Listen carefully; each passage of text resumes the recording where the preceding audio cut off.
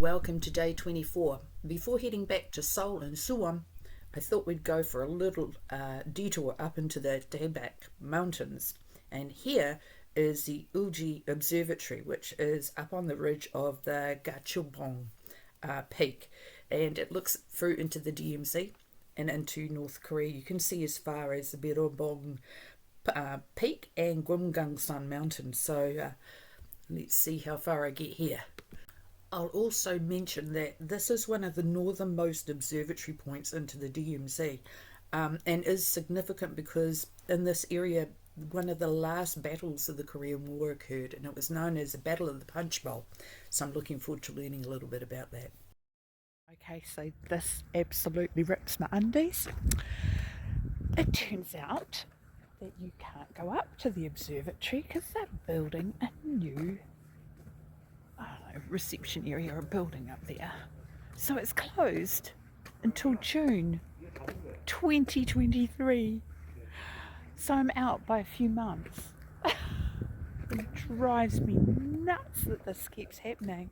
This is now the third thing that I've specifically come to have a look at that I'm not allowed to go and see. Oh, so disappointing. Anyway, the fact is on another level. We are in the middle of,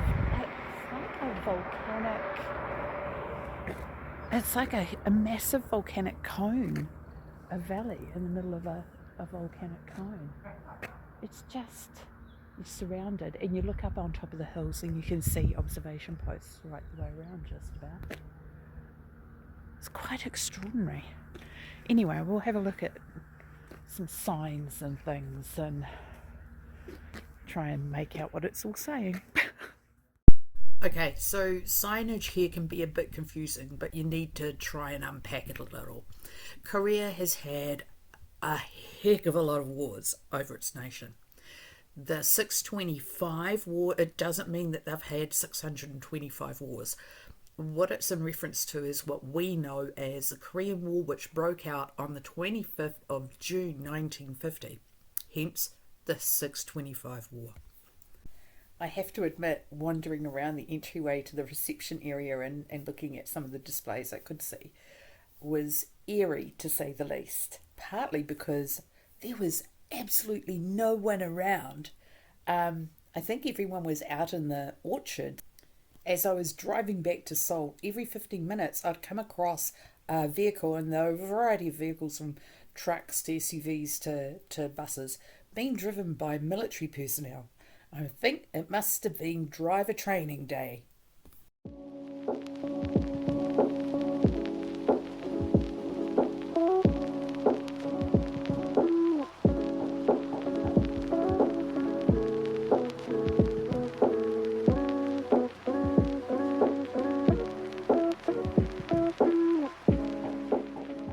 So this is Suwon, to the south of Seoul city centre, and just down here is the temporary palace, which hopefully we'll be able to go in and have a look after. It's a big pagoda out front too. I don't know what the meaning of that is. I don't know if that's fixed or just staged, but yeah, there you go. It's a lot more built up than I thought. Here's one of the other perimeter gates. This one's fairly famous, and don't get me to say its name. There's another one in the middle of the city, and you drive around it kind of like Champs-Elysees. But this is Korea. I thought you'd be able to climb up, but actually the hatch door is locked, so no, you're not allowed to do that. So now we'll follow the wall and walk down the walkway rather than up the stairs. Well, down the stairs actually. We came up the stairs, we're going to go down the walkway. I have a feeling it might be a little bit better. Here is our bell. Howin's bell.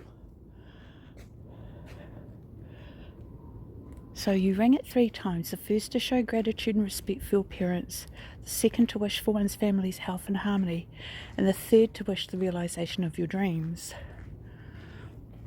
Okay. And can you just do this?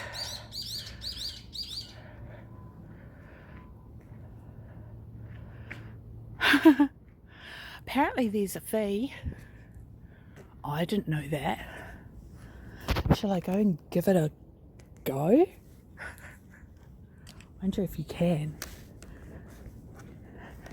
This is terribly cheeky. Oh, they've got it chained, so no, you can't. But maybe if I just knock on it with my hand 3 times.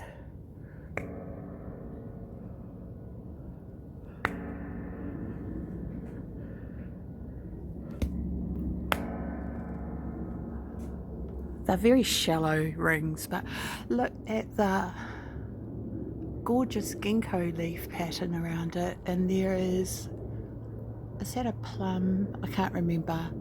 One's got 5 petals, one's got 6 or something. And then there's the fortress, the western fortress, gate fortress, and this is something down the bottom there with the river coming out through, so it's a bridge, that one. And then down the bottom is the rest of the fortress. These bells are magnificent. Oh, someone's been tagging on the back in Hangul. It's always not a good idea. So yeah. Okay, I know you're all mad keen outdoorsmen and women, and so here's a little Korea etiquette for you. Back home, we're used to climbing mountains and everything and using the left of the trail. In Korea, it's the opposite, just like the driving. It is respectful to stay on the right so that cyclists and other climbers can use the left. So I've been caught out a couple of times. I've just gone bowling straight up a track as if I'm back home, and people giving me filthy looks. But that's easily corrected. You just take a side step. Yeah. Now, does this climb make up for the lack of access to UG observation? Not really. I would have really liked to have gained access to that observation post, just so I had a comparison with Goseong. From what I could see, though, I think you'd still struggle with a lack of English language transcripts on what you're looking at. I think you'd have to do a fair amount of online research to understand exactly what Battle of the Punch Bowl was all about, and who was there, and who ordered what, and how many times they moved backwards and forwards, because let me tell you, that is some pretty messed up ground up there. Having stopped in Han, yeah, the terrain is just unforgiving, absolutely unforgiving. I think you really have to be standing on that ground to understand what an effort it was to fight for that line. And just how many lie under that ground to this day. Yeah, I would have liked to have gained access, but hey, you can't have everything in life, can you? And let's face it, I've managed to get into a fair few places just by the skin of my teeth. So, oh, plums. Sorry, distracted yet again by what I'm finding on the trail. Let me tell you, there's a lot of magpies up here, and they are regarded as good luck. Crows, not so much. But yeah, tons of magpies up here, and they all seem to be looking for food, so they must have wee baby mag pilots somewhere. There's 2 there, having a chat. Do you see them? Just there? They've obviously found something in the drainage ditch. Oh, and by God, do not go off the road on country roads in Korea. The drainage ditches are sheer drops. You will lose your axle. It's a really cool thing you can do. They give you activity sheet, and there's different stations all around, and you get to stamp your activity sheet and it comes up with a stamp like that. And they're all different all over the palace. Really cool. Great thing to do with kids. Oh, and of course the temporary palace in Suwon is also used as a film site. Anyway, that was what my day 24 amounted to. So we look forward to day 25 and settling back into the hotel that we're used to in Seoul. So back to Somerset Palace tomorrow. All right, see ya.